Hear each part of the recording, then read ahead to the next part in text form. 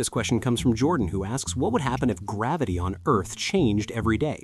So Earth's gravitational pull randomly fluctuates every 24 hours, sometimes stronger, sometimes weaker. Let's see what breaks first. Normal Earth gravity is 9.8 meters per second squared.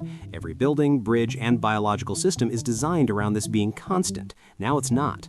Let's start with a modest change. Gravity increases by just 20%. You immediately feel heavier. If you weigh 150 pounds, you're now effectively 180. Your heart has to work 20% harder to pump blood upward against the increased pull. People with cardiac conditions start experiencing stress within hours. The elderly struggle to walk. Their muscles can't handle the extra load. Buildings are mostly fine. Structural engineers build with safety margins of about 30%, so a 20% increase is within tolerance. But skyscrapers, they're getting nervous. That safety buffer just dropped to 10%. Now let's cut gravity in half. Suddenly you weigh 50% less. Every step becomes a bounce. Sounds fun until you realize cars can't grip the road anymore. Tires are designed for normal weight distribution. Highways become chaos as vehicles lose traction and drift. The atmosphere starts expanding upward. Air pressure at sea level drops by roughly 30%. Breathing becomes noticeably harder. Aircraft handling is completely wrong. Lift equations are suddenly off by a factor of 2. Pilots are reporting that planes won't respond correctly. What if we push it further? Let's try 1.5 times normal gravity. Now you weigh 50% more than you should. Your skeleton is experiencing compression forces it never evolved for.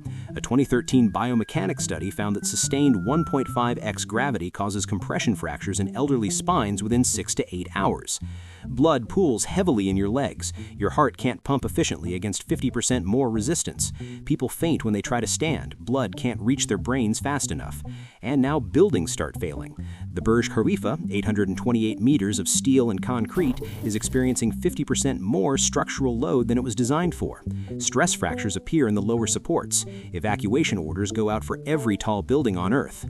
Let's really break things. Gravity drops to 30% of normal. You weigh less than a third of your usual weight. Jumping sends you 15 feet into the air.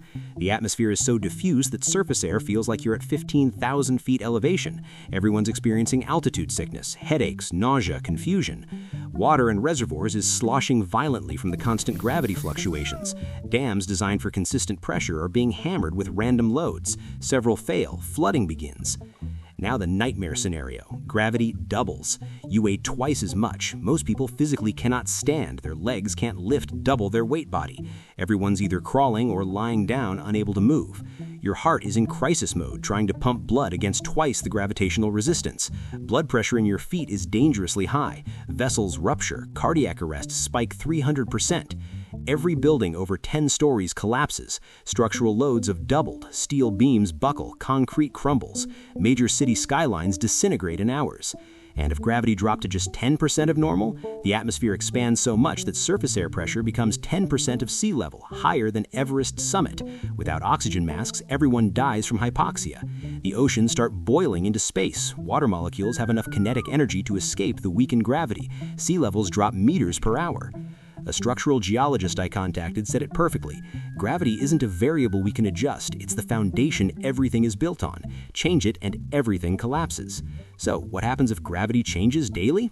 Infrastructure crumbles, hearts fail under fluctuating stress, the atmosphere bleeds into space, and Earth's water evaporates away.